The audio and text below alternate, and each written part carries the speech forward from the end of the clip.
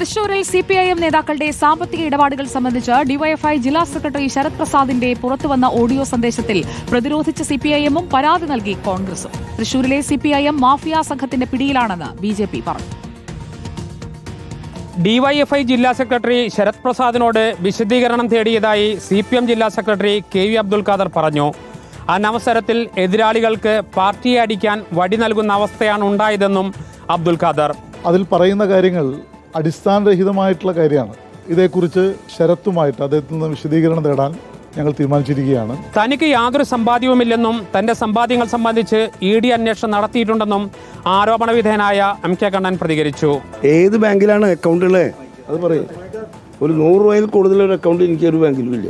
Audio പുറത്തുവന്ന സാഹചര്യത്തിൽ ആദായ നികുതി വകുപ്പിനോട് അന്വേഷണം ആവശ്യപ്പെട്ട് പരാതി നൽകിയതായി അനിൽ അക്കര പറഞ്ഞു. തൃശൂർ ജില്ലാ പഞ്ചായത്ത് അംഗവും ഡിവൈഎഫ്ഐ നേതാവിന്റെയും മൊഴിയുടെ അടിസ്ഥാനത്തിൽ അടിയന്തരമായും ഇവർക്കെതിരെ കേസെടുക്കണം എന്നാവശ്യപ്പെട്ടുകൊണ്ട് വിജിലൻസ് ഡയറക്ടർക്കും പരാതി കൊടുത്തിട്ടുണ്ട്. തൃശൂരിലെ സിപിഎം മാഫിയ സംഘത്തിന്റെ പിടിയിലാണെന്ന് ബിജെപി സംസ്ഥാന ജനറൽ സെക്രട്ടറി എം.ടി. രമേശ് പ്രതികരിച്ചു. തൃശൂർ ജില്ലയിലെ സിപിഎം നേതൃത്വത്തെ ഇത്തരത്തിലുള്ള വഴിവിട്ട നീക്കത്തിന് പ്രേരിപ്പിക്കുന്ന ആളുകൾ ആരാണ് എന്ന് പുറത്തു കൊണ്ടുവരണം. റിപ്പോർട്ടർ, തൃശൂർ.